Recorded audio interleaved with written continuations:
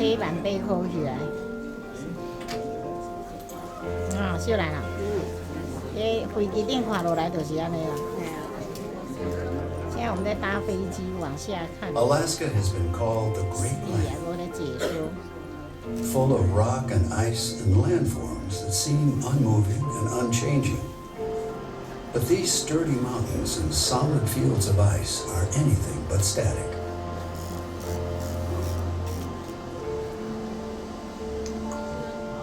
For millions of years, this place that seems so sure and steady has been in a continuous state of becoming what we see today.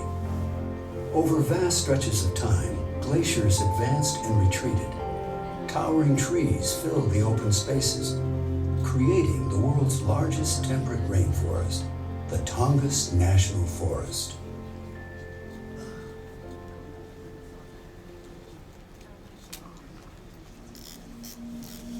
Southeast Alaska's frigid mountaintops and snowy ridges form the eastern boundary of the Tongass National Forest, the slender strip of land and water that stretches 500 miles along the Pacific coast. The tall peaks trap moist Pacific air, assuring the steady supply of rain and snow that sculpts this land. At high elevations, the process begins with snow, as much as 100 feet in some areas.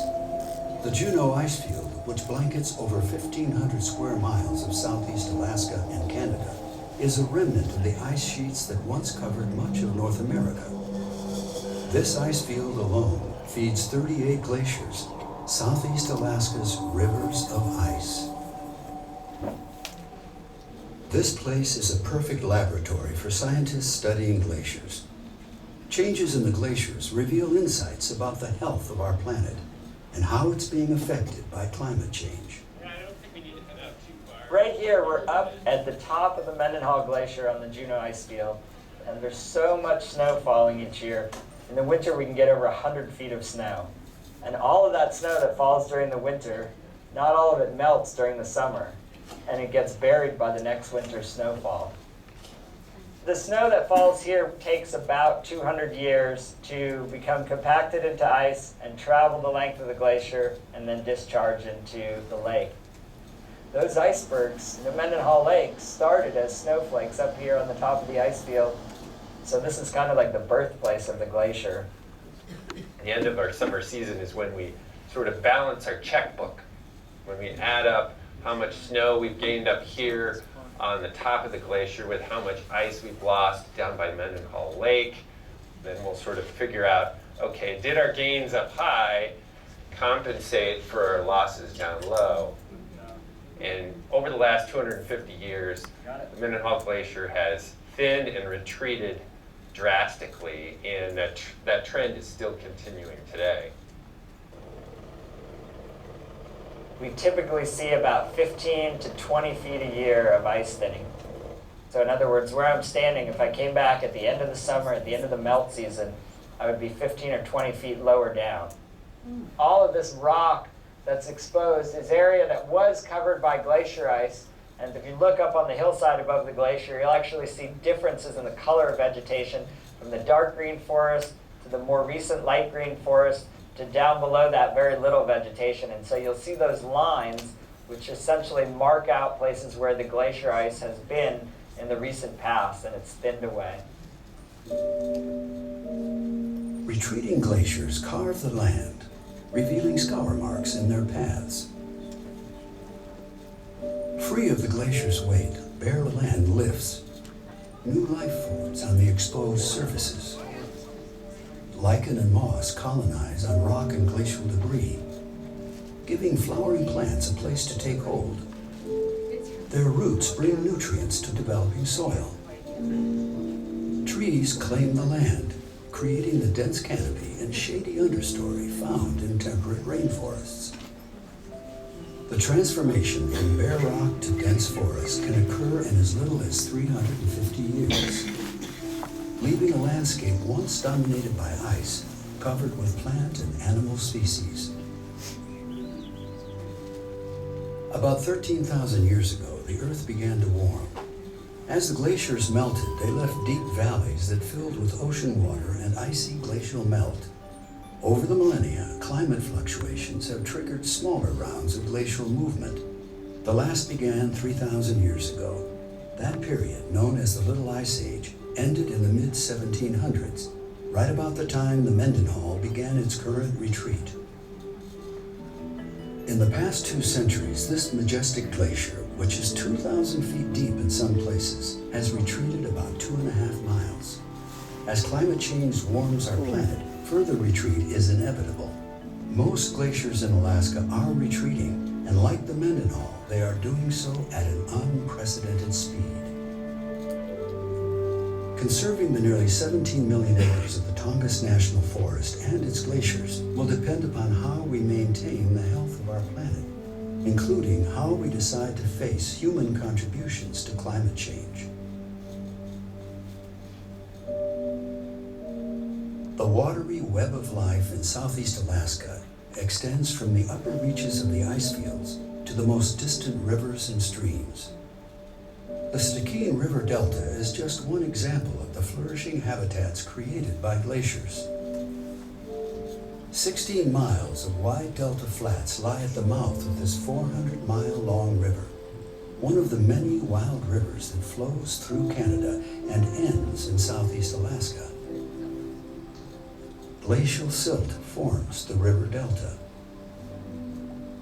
And as winter turns to spring, glacial melt brings the delta to life.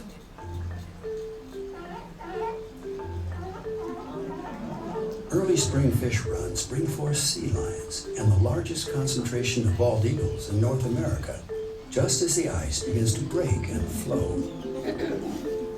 The delta's muddy flats contain a bounty of shellfish, treats appreciated after a long winter's hibernation.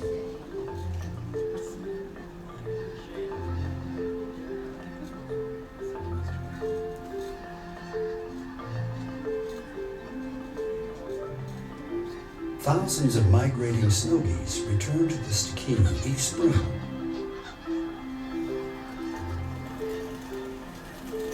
They stop to rest and feed on the delta's tender spring grasses. This feast will fuel the last leg of their journey north to their Arctic breeding grounds.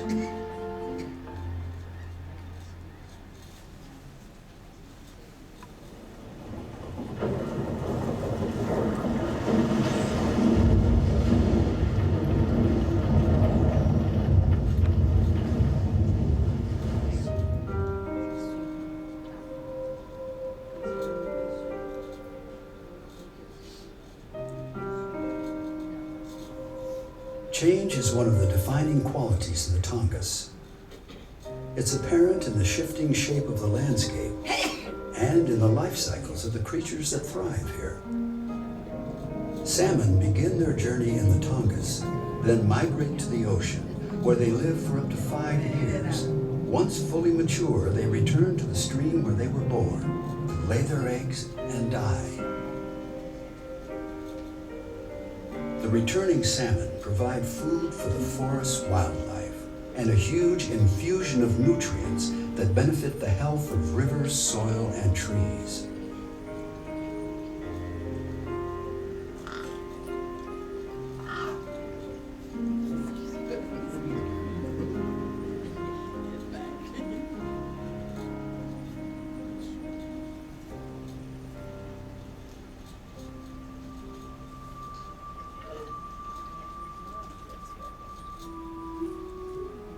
The wonder of southeast Alaska's majestic glacial landscape has long been of interest to humans. In the 1880s, the Pacific Coast Steamship Company began tours through the Inside Passage, establishing southeast Alaska's glaciers as popular destinations. For decades, the Mendenhall Glacier has been southeast Alaska's most visited glacier. Tourist photographs document the glacier's beauty and its transformation over time. 100 years ago, people came to wonder at the glacier about a mile downstream from where the visitor center now stands. Before 1930, Mendenhall Lake did not even exist. The Mendenhall Glacier remains a powerful attraction for both tourists and locals, receiving thousands of visitors each year.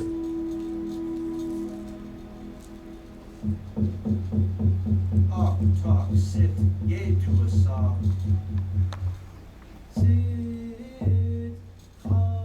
Mendenhall Glacier was called Ogtoxid, the glacier behind the little lake, by the Tlingit, the first people of southeast Alaska. The Tlingit, Haida, and Tsimshian tribes all call the Tongass home. Many of their lives remain entwined and influenced by the forest glacial landscape. My name is Terry Rafkar. In Tlingit, my name is Cha Skuutla. I am Thukdin Tan, which is from the Raven clan group. One of the things with the Tlingit perspective, we never had a word for art. It wasn't that we didn't have the wealth enough to have art for just art's sake. But art was part of every day. So art was that paddle that you paddle a canoe. So not only when you hold it up as you approach a village, they know who you are, but as you paddle, the animals in the ocean, the killer whales and the seals, they also are aware of who you are as you pass through their land. The wool weaving that I do, it's called Raven's Tail. The mountain goat wool is harvested from hunters. It's harvested from hikers. When they shed in the spring, we'll harvest the wool off of that. The robe that I'm working on now will have a beautiful glacier pattern across the top. It's about the Arctic Ocean and glaciers receding. It's about the DNA of mountain goats. It's today's story. If you took the word Tlingit, Tlin is tide and Get meant people. We were people of the tides. So this is the tides as they flow and they surround the breakers that are at the mouth of Lituya Bay. And the tides flow around them and then out to sea. The art reflects the place.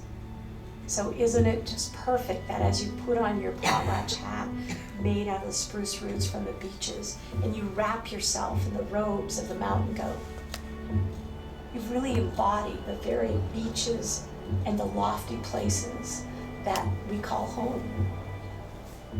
And I would challenge visitors to experience this place in that same way. Allow it to just become a part of who you are. Allow it to be a relationship with place that you get to share with us.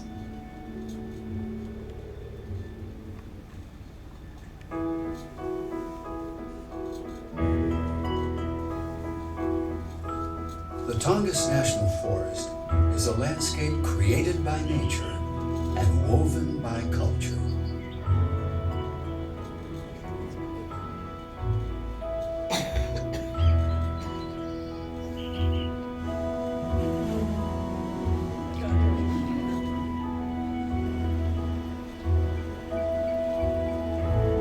The connection that links snowflakes to glaciers, glaciers to rivers and sea, water to wildlife, trees and air, and all of these things to us embodies the essence of Southeast Alaska, where all life is interdependent and ever-changing, and where the past cannot be separated from the future.